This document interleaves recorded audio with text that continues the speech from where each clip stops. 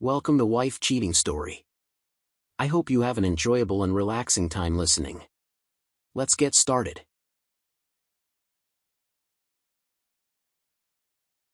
We're thankful for your continued viewership. Before we begin, tell us, where in the world are you watching from? We love knowing our global reach. Now, let's dive into today's story. Chapter 1. Calculated Risks. Vincent Keller stared at the quarterly earnings report on his desk. His security firm, Sentinel Shield, had just landed its biggest contract yet, providing comprehensive protection for Phoenix Tech's new quantum computing division.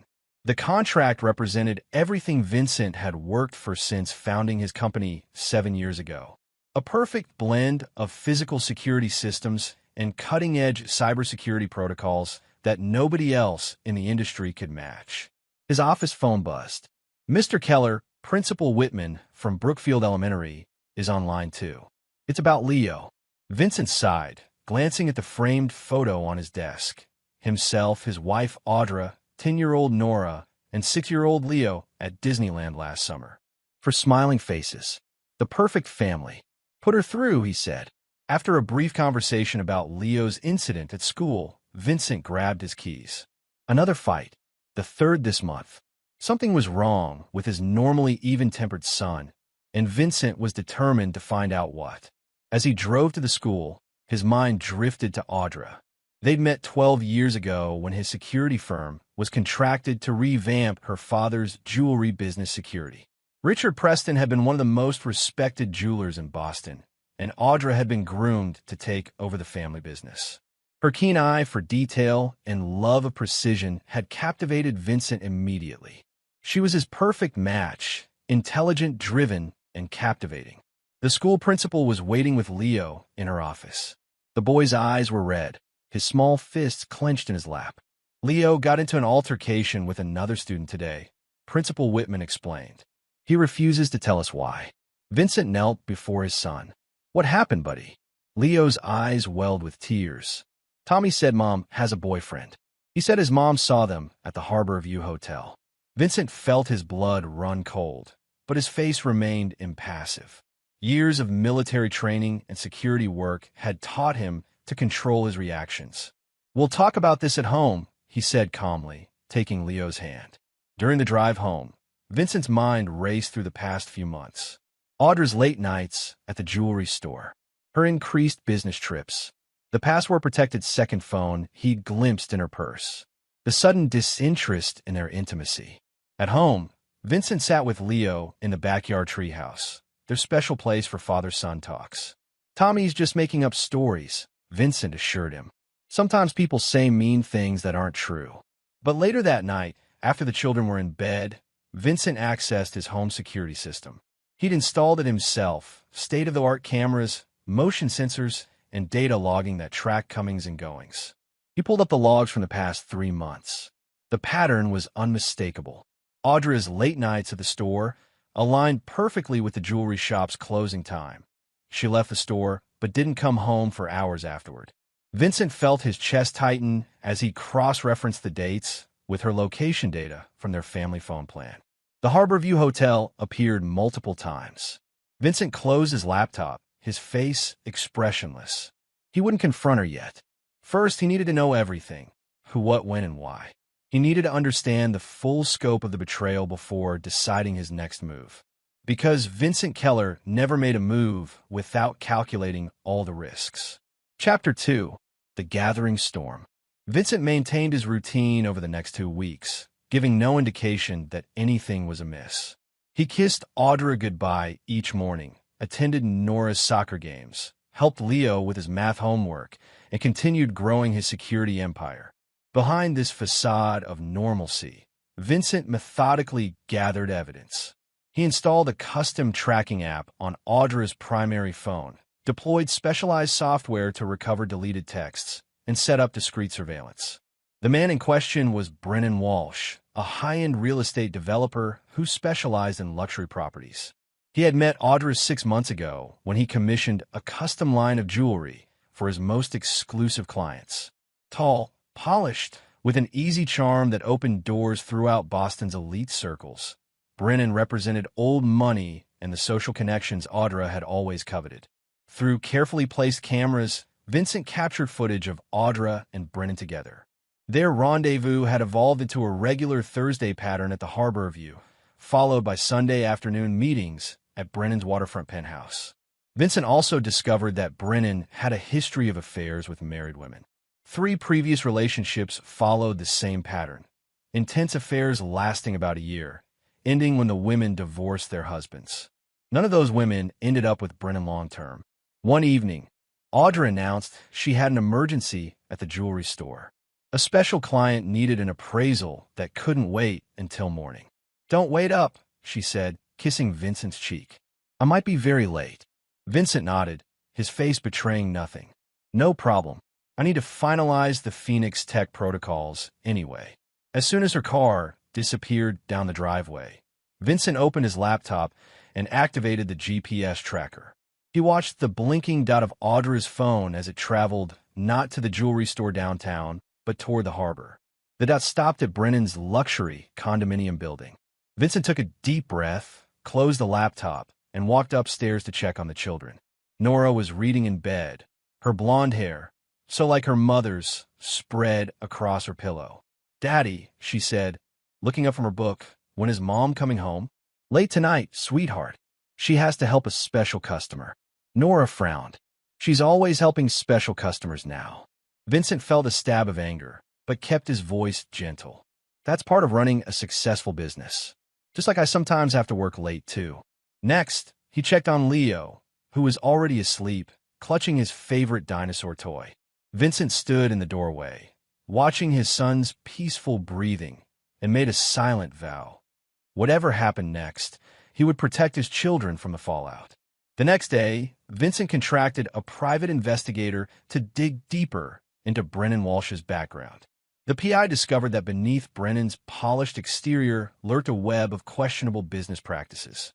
His real estate developments were funded by a maze of shell companies, and several of his projects had faced lawsuits over safety violations and permit irregularities. More interestingly, Brennan had recently begun pressuring Audra to incorporate her family's jewelry business into his portfolio of luxury brands. He'd introduced her to wealthy investors who could help expand Preston Jewelers beyond its current scale. Vincent understood now. This wasn't just about a physical affair. Brennan was systematically working to pull Audra away from her old life, including her husband and family. The affair was just one part of a larger strategy to acquire both Audra and her family's prestigious jewelry business. That night, Vincent lay awake beside his sleeping wife, studying her face in the dim light filtering through the curtains.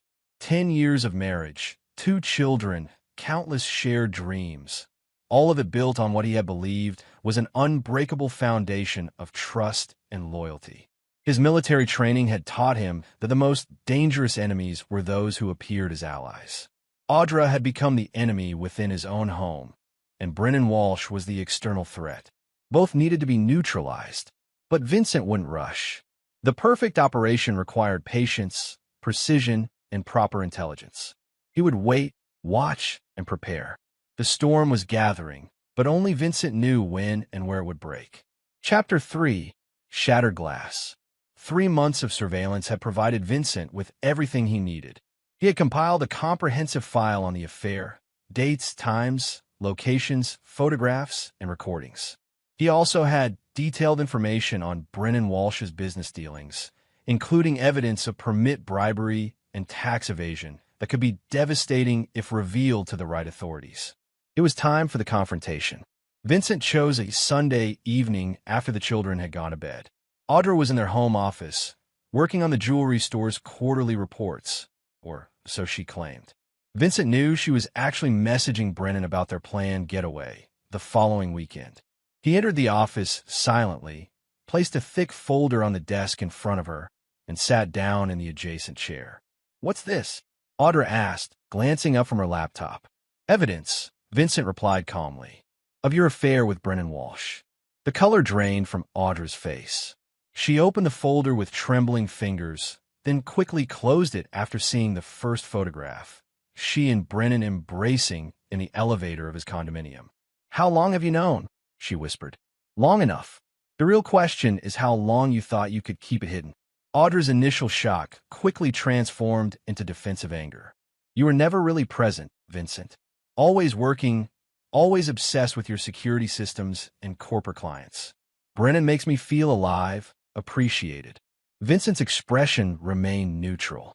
And I'm sure he appreciates your family's jewelry business connections as much as he appreciates you. That's not fair, Audra snapped. Brennan sees potential in me that you never did. He wants to help me expand the business globally. After he helps you destroy our family? Vincent's voice remained eerily calm. Did you plan to take the children when you left? Tears welled in Audra's eyes. I never wanted to hurt the children, but you were willing to hurt me. You don't need me, Vincent. You never have. Your work, your systems, your controlled, calculated life, that's your real passion. Vincent leaned forward. You're right about one thing. I am calculating, and I've calculated exactly what this divorce will cost you. He pulled out another document, a prenuptial agreement they had signed before their marriage. Vincent had insisted on it to protect his fledgling security business, but it worked both ways. It clearly stated that infidelity would result in the unfaithful party forfeiting any claim to the other's business assets. You'll get nothing from Sentinel Shield, Vincent stated flatly, and I'll fight for full custody of the children. Audra's tears flowed freely now. You wouldn't separate me from Nora and Leo. They need their mother. Do they need a mother who lies? Who sneaks around with another man while their father works to provide for the family? Vincent's control slipped for just a moment, revealing the rage beneath.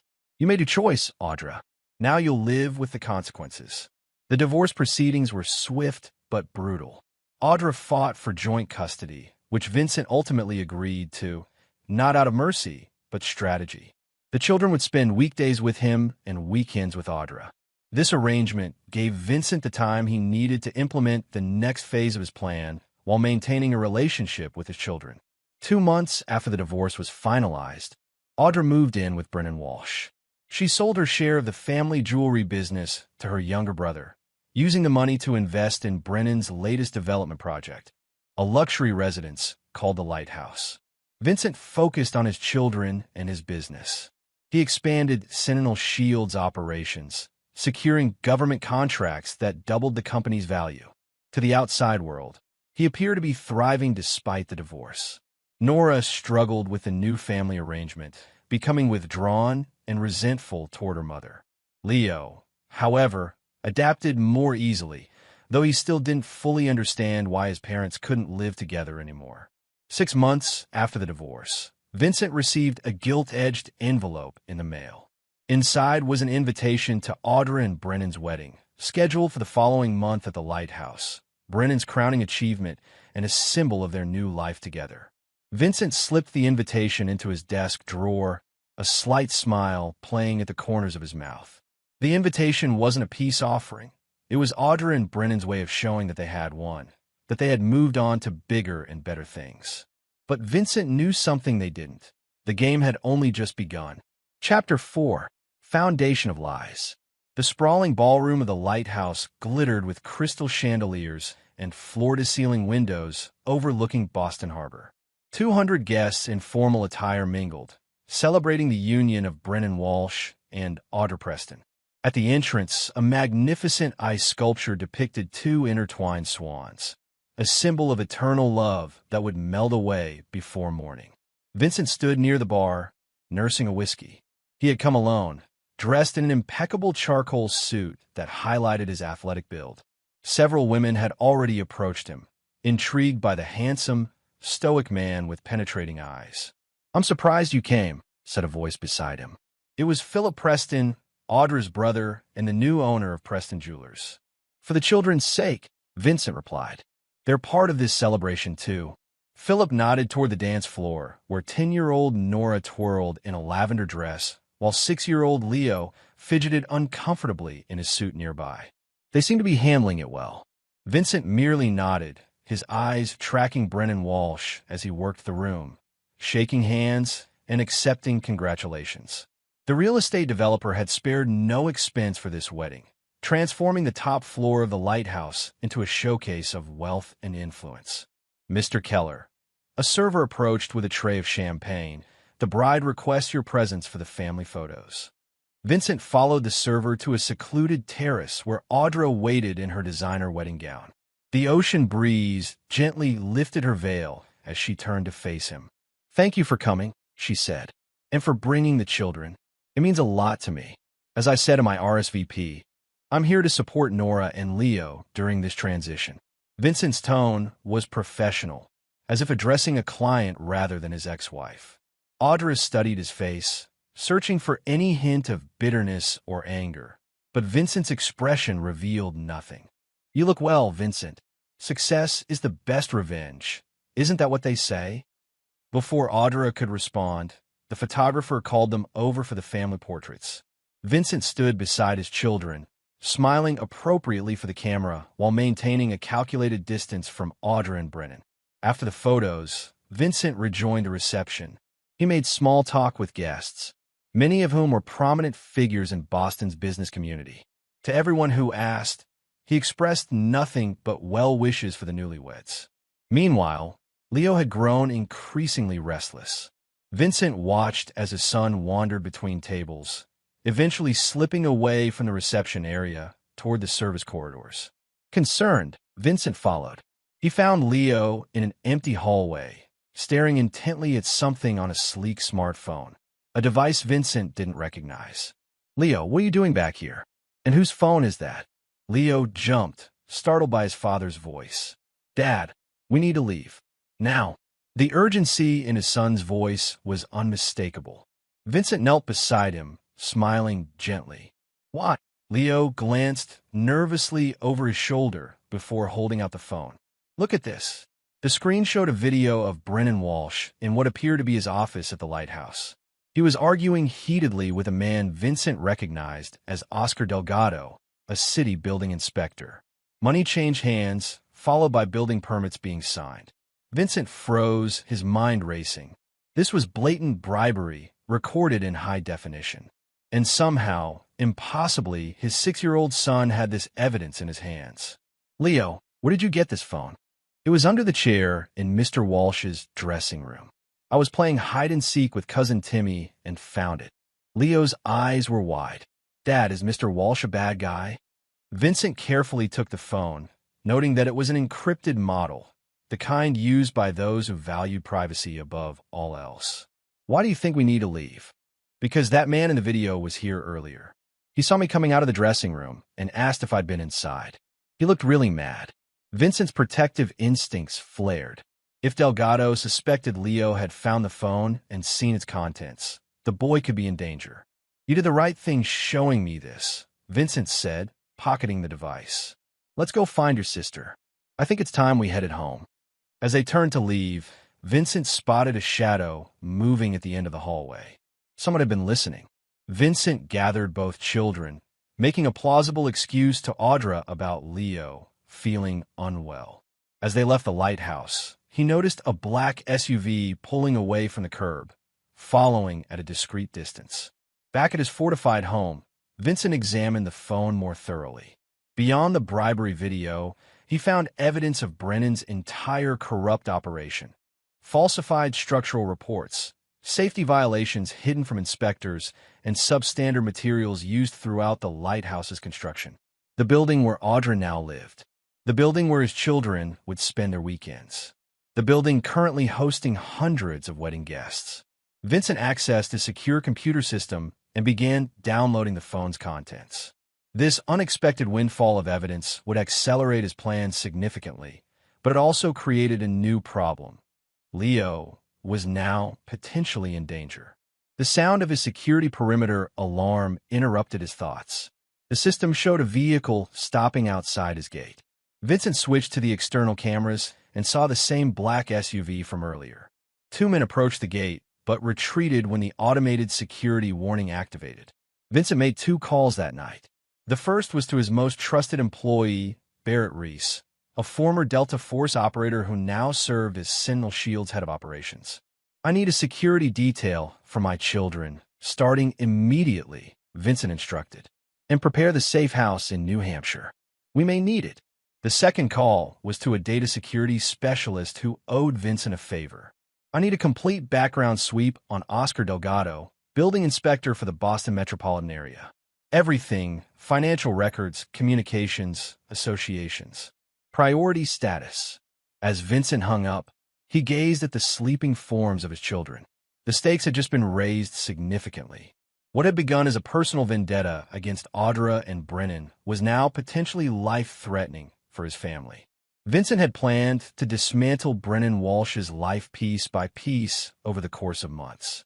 Now, that timeline would need to be accelerated, because Vincent Keller protected what was his, and anyone who threatened his children would learn just how dangerous he could be. Chapter 5.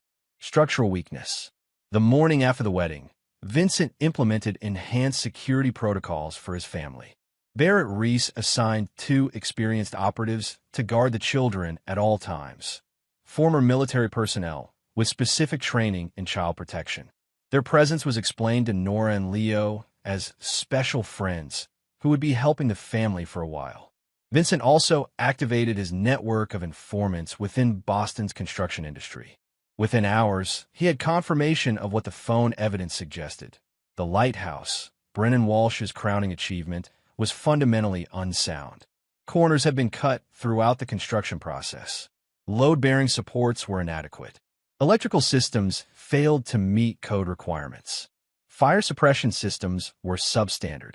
Walsh had bribed multiple inspectors to overlook these deficiencies, all to save money and accelerate the project's completion. Worst of all, the building was already showing signs of structural stress. Hairline cracks had appeared in several support columns. The building wasn't in immediate danger of collapse, but it was far from the luxury haven its residents believed they'd purchased. Vincent faced a moral dilemma. Exposing these flaws would protect innocent residents, including his children during their weekend visits, but would delay his meticulously planned revenge.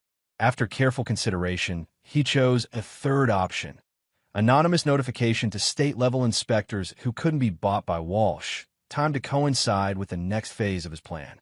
3 days after the wedding, Vincent received a call from Audra. "Someone broke into our penthouse while we were on our honeymoon," she said, her voice tight with anxiety. "They didn't take anything, but they went through our files in Brennan's home office." "Have you filed a police report?" Vincent asked, his tone neutral despite knowing exactly who had orchestrated the break-in. "Brennan doesn't want the police involved. He says it might have been industrial espionage related to his next development project." Vincent paused deliberately. "If you're concerned about the children's safety during their visits, they can stay with me until this is resolved." "No," Audra replied quickly. "Brennan's hired additional security. The children will be safe here." After hanging up, Vincent contacted his operative inside the lighthouse's security team. "What's Walsh's status?" "Panicking," came the reply. "He can't find his private phone and suspects corporate sabotage. He's hired a digital forensics team to sweep for surveillance devices." "And Delgado?" "He's gone underground. Cleaned out his bank accounts yesterday and hasn't reported to work." Vincent nodded, though the operative couldn't see him. Oscar Delgado's sudden disappearance suggested the inspector feared exposure, exactly as planned. That evening, Vincent received a secure video call from his data specialist. "You need to see this," she said, transmitting encrypted files to Vincent's system. The information revealed that Brennan Walsh's financial empire was leveraged to the breaking point. The lighthouse had gone dramatically over budget due to rushed construction timelines. Walsh had taken enormous loans, using other properties as collateral. If the lighthouse failed, either commercially or structurally, his entire business would collapse. Even more damning, Vincent discovered that Audra had remortgaged her share of Preston Jewelers to invest in Walsh's venture. Her brother Philip knew nothing about this secondary loan against the family business. Vincent spent the night mapping out connections and vulnerabilities. By morning, he had identified the perfect structural weakness in Walsh's life, not in his buildings, but in his web of financial deceptions. The following day, Philip Preston received an anonymous email containing proof of Audra's unauthorized loan against the family business. Vincent watched from his car outside Preston Jewelers as Philip stormed out, visibly agitated and drove directly to the lighthouse. Meanwhile, the state building inspector's office received an anonymous package containing select evidence from the encrypted phone, specifically focused on safety violations that endanger residents. The documentation was carefully curated to trigger an immediate inspection without revealing the full extent of Walsh's corruption. Phase 1 was complete. The foundations of Brennan Walsh's life were beginning to crack. That weekend, when the children returned from their first official visit to their mother's new home, Leo seemed withdrawn. Vincent found him sitting alone in the backyard treehouse. "Everything okay, buddy?" Vincent asked, climbing up to join his son. Leo shrugged. Mom and Mr. Walsh were fighting a lot. About money and some people called investors. Vincent kept his expression neutral. "Sometimes grown-ups worry about work problems. Mr. Walsh said some bad words about you," Leo continued. "When I didn't know I was listening. He said you were trying to ruin them." Vincent placed a hand on his son's shoulder. "What do you think about that?" Leo looked up, his young face serious. "I think Mr. Walsh is afraid of you. And I think—" He hesitated. "I think he has more bad videos on another phone. I saw him watching one and hiding it when Mom came in." Vincent's interest sharpened. "Did you see what was on it?" "Just a little bit. It looked like the same office, but different people." Leo's eyes widened suddenly. "Dad, one of Mr. Walsh's friends kept looking at me weird all weekend. Like he was mad at me. Is it because of that phone I found at the wedding?" Vincent felt a cold fury build inside him. "Possibly. But don't worry. No one's going to hurt you. Promise?" "I promise." Vincent's voice was steel. "And I always keep my promises." That night, after the children were asleep, Vincent made another call to Barrett Reese. "Change of plans," he said. "We're accelerating the timeline. I want everything in place within 48 hours. "That's aggressive," Barrett replied. "What's changed?" "They've threatened my son. Indirectly, but unmistakably." Vincent's voice was cold and precise. "I won't wait for them to become more direct." After ending the call, Vincent went to his secure room in the basement, a space built to military specifications, with soundproofed walls and equipment that would be at home in a high-level intelligence agency. He opened a hidden safe and removed a small case containing specialized equipment. For the past year, even before discovering Audra's affair, Vincent had been developing an advanced security system for high-value clients, a system that could bypass conventional protections undetected. The prototype was complete but untested in the field. Until now, Vincent had planned to dismantle Brennan Walsh's life systematically over months. But threats against his child had changed the equation. Now, Walsh would experience the full force of Vincent Keller's vengeance in one devastating assault. Because Vincent had long lived by a simple code: betray him, and he might consider mercy. Threaten his children, and there would be none. Chapter 6: Pressure Points. A week later, Brennan Walsh stood in his penthouse office at the lighthouse, staring at the Boston skyline through floor-to-ceiling windows. The view had once represented his triumph, the culmination of years building his real estate empire. Now it was beginning to feel like a cage. State building inspectors had arrived unexpectedly 2 days earlier, conducting thorough examinations of structural elements, electrical systems, and fire safety protocols. They had been coldly professional, immune to Walsh's usual charm and deflection tactics. "They've issued preliminary findings," said Audra, entering the office with a thick envelope. Her face was pale, her usual confidence visibly shaken. "It's not good, Brennan." The report detailed multiple code violations, not enough to condemn the building outright, but sufficient to require expensive remediation and potentially trigger resident lawsuits. Additionally, the inspectors had referred certain findings to the district attorney's office for further investigation. "This is a minor setback," Walsh insisted, though sweat beaded on his forehead. "I've handled government busybodies before." "Not like this," Audra countered. "These aren't local inspectors. They're from a state oversight board, beyond your network of influence." Walsh slammed his fist on the desk. "Someone's targeting me. First my private phone disappears, then Philip confronts you about the business loan. Now, these inspectors. This isn't coincidence." Audra wrapped her arms around herself. "You think it's Vincent? Who else would benefit from destroying us?" Who else has the resources and motivation? Vincent isn't vindictive, Audra argued, though uncertainty tinged her voice. He's calculating, yes, but he wouldn't. He's a security expert with military training and government connections. Walsh interrupted. He's exactly the type who could orchestrate something like this. Their conversation was interrupted by Walsh's assistant announcing the arrival of his investors. 3 men representing the consortium that had funded the lighthouse's completion. We need to project absolute confidence, Walsh whispered urgently to Audra. Our entire future depends on keeping their trust. The meeting began cordially, but quickly descended into thinly veiled threats. The investors had received anonymous information about structural deficiencies and potential legal liabilities. They demanded immediate action to protect their investment. Perhaps we should consider bringing in an independent contractor to verify these findings, suggested the lead investor, Westmore. Someone with impeccable credentials in building security and systems integrity. I can handle this internally, Walsh insisted. Westmore's smile didn't reach his eyes. Actually, we've already identified the perfect candidate. Sentinel Shield has an outstanding reputation for thoroughness and discretion. Walsh paled visibly. That's Vincent Keller's company. Indeed, Westmore replied.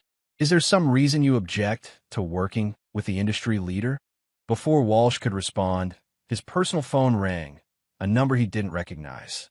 When he answered, the blood drained from his face. Mr. Walsh, said a clinical voice on the speaker, this is Dr. Landon from Boston Memorial. There's been an incident involving Oscar Delgado. Before losing consciousness, he specifically requested we contact you. After ending the call, Walsh turned to find the investors watching him with newfound suspicion. A former associate, he explained weakly. Nothing related to this project, but the damage was done. The meeting ended with the investors imposing strict conditions. Either Walsh cooperate fully with the coming investigation, including the involvement of Sentinel Shield, or they would withdraw their financial support and pursue legal remedies. After they departed, Walsh collapsed into his chair. This is a coordinated attack. Keller is systematically destroying everything we've built. Audra stared out at the darkening sky. I need to protect my children. If what you're saying is true, if Vincent is behind this, then escalating the situation will only make things worse. It's too late for that, Walsh snapped. Don't you see? He won't stop until he's taken everything from us. I should speak with him, Audra suggested. For the children's sake, he might. No, Walsh interrupted. I have my own contingency plans. People who can handle Keller permanently. Audra recoiled. What are you saying? I'm saying I won't be ruined by your ex-husband's vendetta. There are people who owe me favors, people who can make problems disappear. You can't be serious. He's the father of my children. Walsh's expression hardened. You chose me, Audra. You chose this life. Now you need to decide where your loyalty truly lies. Across the city, in his secure control room, Vincent watched the entire exchange through the surveillance system he'd covertly installed in Walsh's office during the break-in. Audra's shocked expression at Walsh's implied threat confirmed what Vincent had suspected. She had never fully understood the man she'd married. Vincent turned to Barrett Reese, who stood silently beside him. Walsh just threatened my life. Barrett nodded grimly. That changes the rules of engagement. Implementation of Phase 2 begins tonight, Vincent instructed. And alert the protective detail for the children. Double coverage, emergency protocols in effect. Barrett hesitated. Sir, if Walsh is contacting the kind of people who make problems disappear, we should consider extracting you to a secure location as well. Vincent's smile was cold.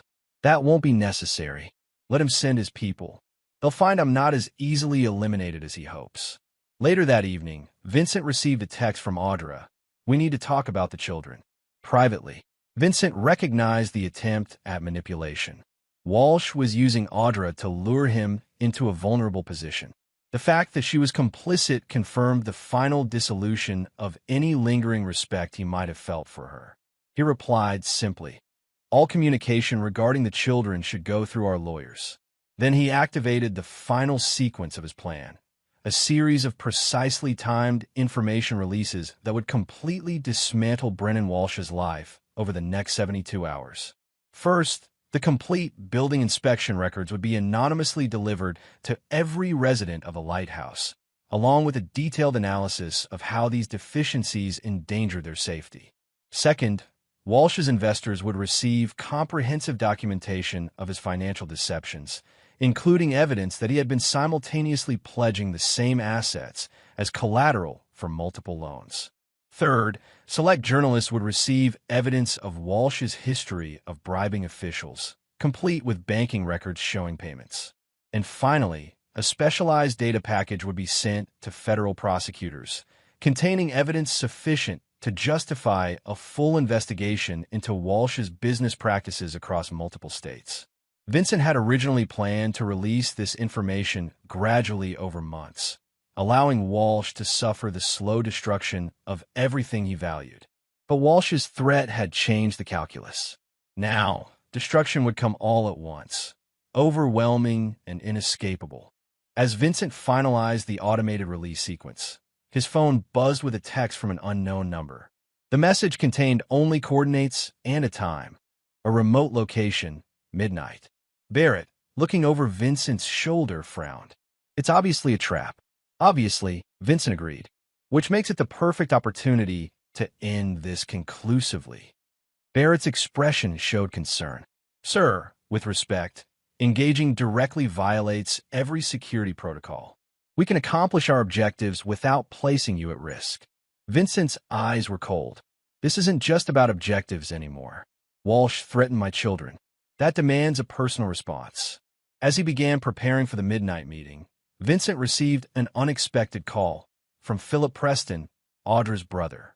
"I need to see you immediately," Philip said, his voice strained. "It's about Audra and the children. Something's wrong."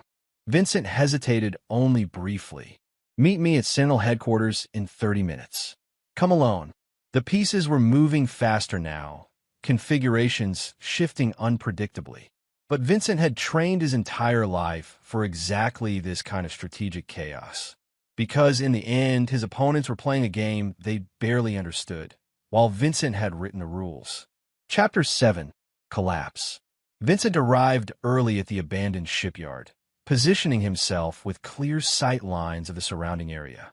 The midnight meeting was indeed a trap, just as he had expected, but not the crude ambush Walsh had planned. Through thermal imaging equipment, Vincent detected 5 armed men concealed among the shipping containers. Their positions formed a classic kill box, a tactical arrangement designed to eliminate a target with overlapping fields of fire. Amateur work. Predictable. Vincent activated his phone and accessed a secure application. On the screen, a 3D rendering of the lighthouse appeared, with critical stress points highlighted in red. With a single command, he could trigger the release of all the accumulated evidence against Walsh. With another, he could activate the specialized equipment he had planted throughout the lighthouse during the security inspection conducted by Sentinel Shield operatives. But Vincent waited. Timing was everything. His earpiece crackled. "Sir, we have movement at the south entrance." 2 vehicles approaching. The first car parked at a distance. Brennan Walsh emerged, scanning the surroundings nervously. The second vehicle, an unmarked van, positioned itself closer to the hidden gunman. Vincent smiled coldly. Exactly as anticipated. He pressed a button on his phone, sending a pre-recorded message to Walsh's phone. "Look up." As Walsh frantically searched the darkness above him, powerful spotlights suddenly illuminated the entire area. Simultaneously, the sound of multiple police sirens filled the air. The hidden gunmen broke cover, running for their vehicles. Walsh stood frozen in the harsh light, suddenly exposed and vulnerable. Vincent spoke into his communication device. "Execute." The unmarked van's side doors slid open, revealing not hired killers but Barrett Reese and a team of former military operatives wearing body cameras. They quickly apprehended the fleeing gunmen while documenting everything. Walsh finally spotted Vincent walking calmly toward him, silhouetted against the lights. "What is this?" Walsh demanded, his voice cracking. "Where are the police?" "There are no police," Vincent replied evenly. "Just as there are no real gunmen targeting me. Your associates were intercepted and replaced hours ago." Walsh's face contorted with rage and fear. "What do you want from me?" "I want you to understand something," Vincent said, his voice deadly quiet. "You threatened my children. That was your final mistake. I never threatened your children." Walsh protested. "This is insanity." Vincent held up his phone, playing the recorded conversation from Walsh's office. "I have my own contingency plans. People who can handle Keller permanently. You were recording me? In my own home." Walsh's shock was genuine. "The same way you recorded your bribery meetings with inspectors," Vincent countered. "The phone Leo found at your wedding? It contained quite the collection of videos." Walsh paled. "The boy. He's been your spy all along." Vincent's expression hardened. "My son found your phone by accident. But you and your associates made him a target." Another critical error. He showed Walsh the screen of his phone, where the 3D model of the lighthouse still glowed. "In approximately 10 minutes, every resident of your building will receive detailed information about its structural deficiencies. Your investors will learn about your financial deceptions. Prosecutors will receive evidence of your criminal activities. And Audra will discover exactly what kind of man she married." Walsh lunged forward desperately, but Vincent sidestepped easily, using Walsh's momentum to send him sprawling to the ground. "You're finished, Walsh. Your reputation, your business, your freedom, all gone." Vincent's voice remained unervingly calm. "Not because you took my wife, she made her choice, but because you threatened my family." As Walsh struggled to his feet, Vincent delivered his final blow. "Oh, and Philip knows everything now. About Audra remortgaging Preston Jewelers, about your plan to absorb the business after bankrupting it. He's already filed for an emergency injunction to protect the family assets." Walsh's face crumpled as he realized the full extent of his defeat. "You can't do this. Those building modifications can be explained. The financial arrangements were complex but legal. I have lawyers." "What you have," Vincent interrupted, "is approximately 9 minutes to decide how you want this to end. You can run, though I wouldn't recommend it. You can face the consequences of your actions. Or you can try to mitigate the damage by cooperating fully with authorities." Walsh's phone began ringing incessantly. Investors, business partners, lawyers, all simultaneously discovering his betrayals. "Why?" Walsh whispered, suddenly looking older and smaller. "Why not just expose me? Why this elaborate game?" Vincent studied him dispassionately. "Because I wanted you to experience exactly what you inflicted on others. The slow realization that everything you built was founded on lies.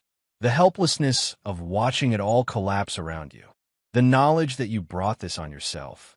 As Walsh sank to his knees, Vincent turned and walked away, leaving him surrounded by the ruins of his life. Back in his vehicle, Vincent confirmed the automated release of all evidence packages. Then he made one final call. "It's done," he told Barrett. "Proceed with Phase 3. Because while Walsh's destruction was nearly complete, Audra's reckoning had only just begun. Chapter 8. Fault Lines. The Preston family estate stood on a cliff overlooking the Atlantic, a Victorian mansion that had witnessed 5 generations of family history. Tonight, it would witness the final unraveling of Audra Preston's carefully constructed facade.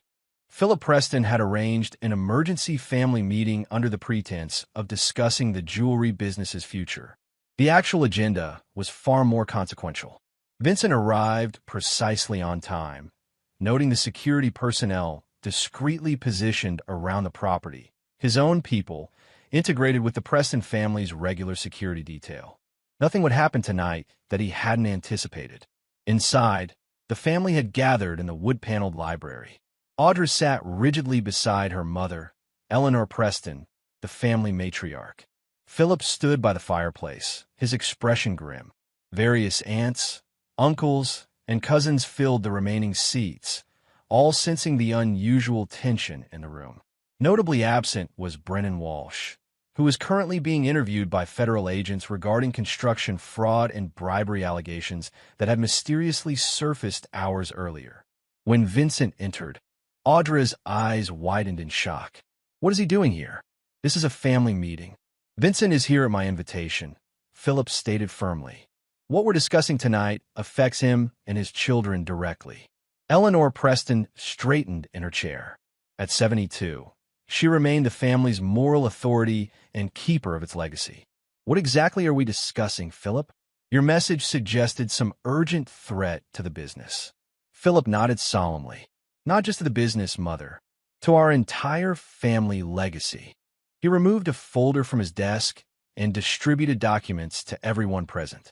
These papers show that Audra secretly took out a second mortgage on her share of Preston Jewelers, without board approval or family knowledge. Gasps and murmurs filled the room as family members examined the evidence. Further, Philip continued, she invested that money in her husband's real estate development, the Lighthouse, a project now under criminal investigation for safety violations, permit fraud, and financial irregularities. All eyes turned to Audra, whose face had drained of color. Is this true? Eleanor demanded. Audra's composure cracked. It was a temporary measure. Brennan needed additional capital to complete the project. Once it was successful, I would have restored everything, without telling any of us. Philip interrupted. Without considering the risk to a business that supported this family for generations? I made a business decision, Audra insisted, her voice rising. The potential returns justified the risk. Eleanor's expression hardened. We don't gamble with the family legacy, Audra. That has always been our principle. This isn't about business principles, Audra snapped. This is about Vincent poisoning all of you against me. Vincent, who had remained silent until now, spoke quietly. I provided Philip with information he had a right to know. Nothing more. Liar. Audra stood, trembling with rage. You've orchestrated this entire situation. The building inspections, the investor panic, the criminal investigation. It's all your revenge for my leaving you. Philip shook his head. Audra, Vincent didn't create false building violations or invent financial irregularities. Those existed because of choices you and Brennan made. You don't understand, Audra insisted. Brennan had a vision, a development that would revolutionize luxury living in Boston. Yes, there were shortcuts, but every major project has them. Eleanor's voice cut through the room like ice. Shortcuts. Is that what we're calling fraud now? She turned to Philip. What's the extent of our exposure? If the lighthouse fails, which seems increasingly likely, we stand to lose not just Audra's investment, but potentially the entire business due to the terms of her secret loan. Vincent observed the family's reactions, shock transforming into anger, directed primarily at Audra. This was the reckoning he had planned from the beginning. Not just Walsh's destruction, but Audra's complete loss of her family's respect and trust. There is another matter we need to discuss, Vincent said, addressing the entire family. The safety of my children during their custody visits with Audra. Audra's head snapped up. You will not use this situation to take my children from me. I'm not trying to take them from you, Vincent replied calmly. I'm ensuring their safety given that Brennan Walsh is now under criminal investigation and has demonstrated a willingness to employ dangerous individuals. He explained Walsh's implied threat against him and the planned ambush at the shipyard, carefully omitting his own role in setting up the trap. Eleanor turned to Audra, her expression a mixture of disappointment and disbelief. You married a man who would resort to violence? He was desperate. Audra cried. Vincent was systematically destroying everything we'd built. So you're not denying it, Philip said quietly. Audra faltered, suddenly realizing the corner she'd backed herself into. I didn't know the details of Brennan's plans, but Vincent has been targeting us from the beginning. And why would he do that? Eleanor asked. Because you betrayed your marriage vows?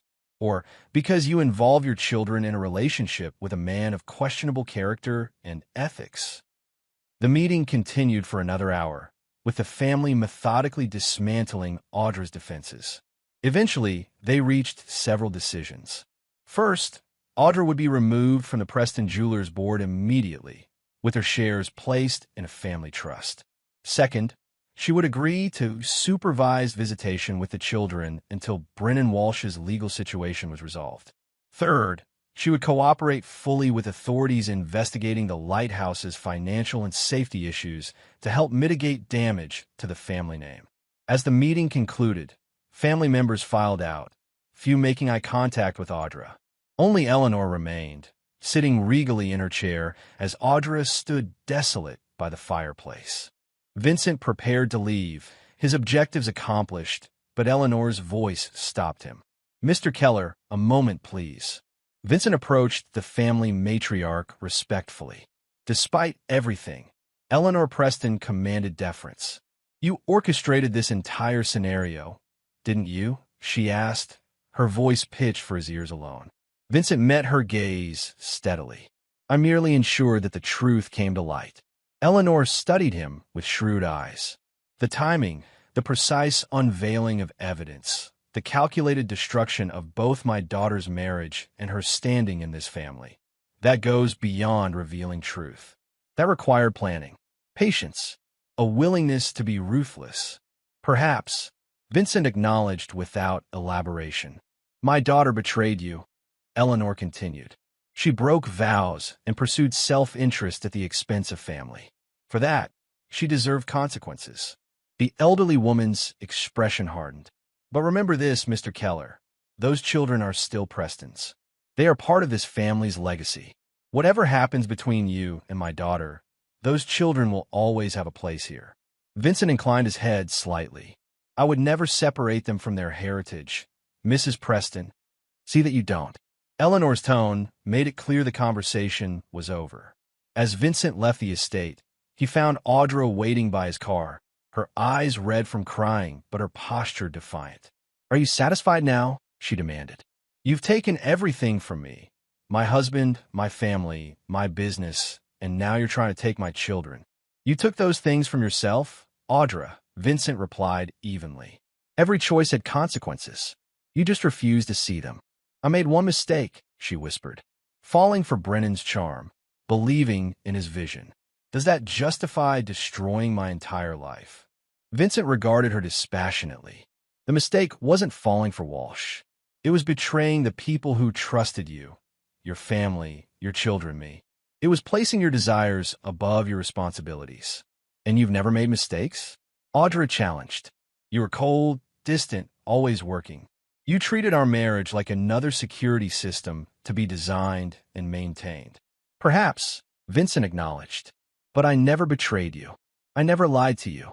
I never placed you or our children in danger." Audra's shoulders slumped in defeat. "What happens now?" "Brennan will likely face criminal charges. The lighthouse will be renovated to address safety concerns or possibly condemned. Your family will protect what remains of their business." Vincent's voice softened marginally.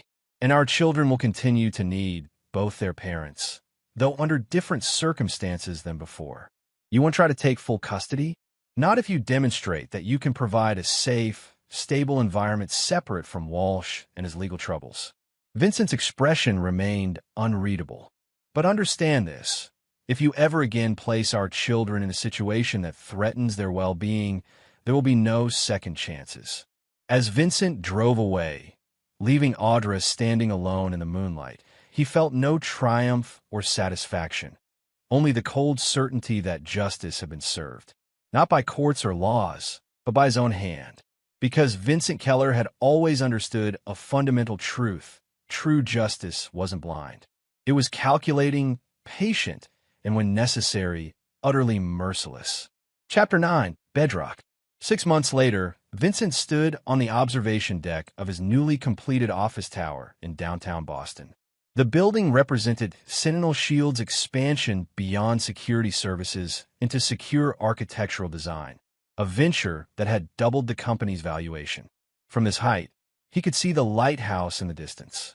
The once prestigious address was now surrounded by construction equipment as extensive renovations addressed its structural deficiencies. Most of the original residents had fled, accepting losses on their investments rather than risking their safety. Brennan Walsh had pleaded guilty to multiple charges of fraud, bribery, and safety violations. His sentencing was scheduled for the following month, with prosecutors recommending 15 years in federal prison. His business empire had collapsed completely, with creditors fighting over the remains. Preston Jewelers had survived, though with significant restructuring. Philip had proven himself a capable leader, restoring the family's confidence and stabilizing the business. And Audra, she had moved into a modest apartment near her mother's estate. After initially fighting the supervised visitation requirements, she had eventually accepted the restrictions and focused on rebuilding her relationship with her children. She had found work managing a small art gallery, a return to her first passion before the jewelry business had claimed her. Vincent's phone buzzed with a message from Barrett Reese. They've arrived. He took the private elevator to the building's secure residential level, where his new penthouse occupied the entire floor. The children had rooms decorated to their specifications, with Leo's featuring a space theme and Nora's designed around her growing interest in architecture and design. Both children rushed to greet him as he entered. At 11, Nora was showing signs of the poised young woman she would become. 7-year-old Leo remained energetic and curious, though the events of the past year had matured him beyond his years. "Dad, can we go to the simulator room?" Leo asked excitedly, referring to the advanced training facility Vincent had built for Sentinel Shield employees and occasionally allowed the children to use under strict supervision. After dinner, Vincent promised, "Right now, we have a guest." Philip Preston sat in the living room, examining architectural drawings spread across the coffee table. He rose as Vincent entered with the children. "Uncle Philip!" Nora hugged him enthusiastically. After the children had greeted their uncle and been sent to wash up for dinner, Philip turned to Vincent with a serious expression. "The papers are finalized," he said, sliding a document folder across the table. "The family trust is established with both children as beneficiaries. Regardless of what happens with Audra's future status, Nora and Leo will have their Preston heritage secured." Vincent nodded appreciatively. Despite the complexities of the past year, he and Philip had developed a relationship built on mutual respect and concern for the children's welfare. "Eleanor asked me to convey her approval as well," Philip added.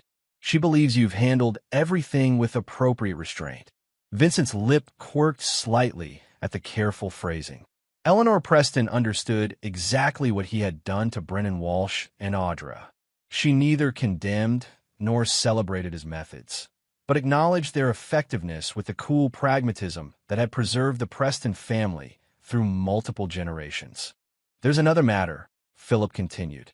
"Audra has completed the court-mandated therapy program. Her counselor recommends gradually transitioning to unsupervised visitation." Vincent had anticipated this development. "I have no objection, provided she maintains appropriate boundaries regarding Walsh." Philip nodded. "She's filed for divorce. Given his incarceration and financial ruin, it should be straightforward."